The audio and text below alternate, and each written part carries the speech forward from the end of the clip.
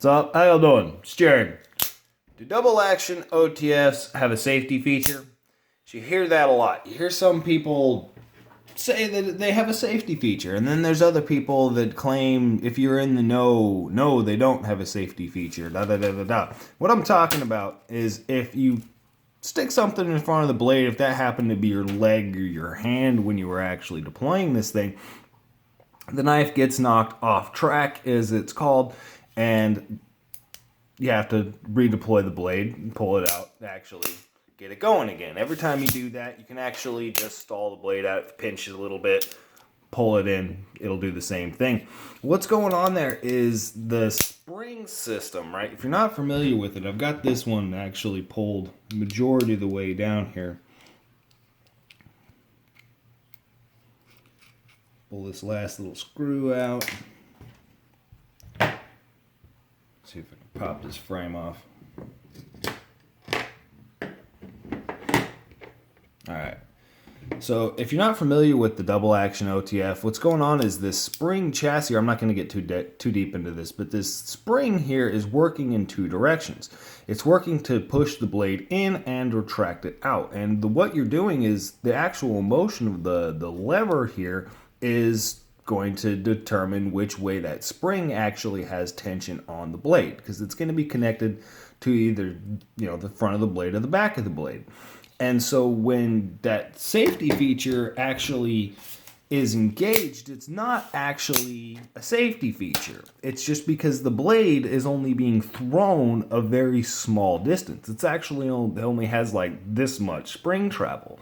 And so once it gets past that spring travel, if there's anything in the way that will slow it down to the point where, the blade itself doesn't have enough momentum to fully deploy, because that's actually what's deploying the blade. It's the momentum generated by the spring.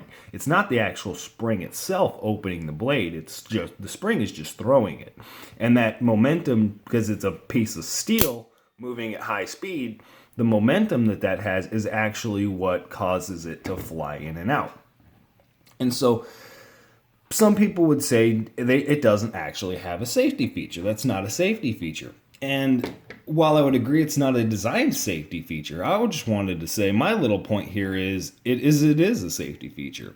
Because if you really think about it, it works. It does its job. Because if you do stick that into your hand, it is going to stick into your hand. It is going to hurt. You're not going to get off without injury if you deploy a double action OTF into probably any part of your body.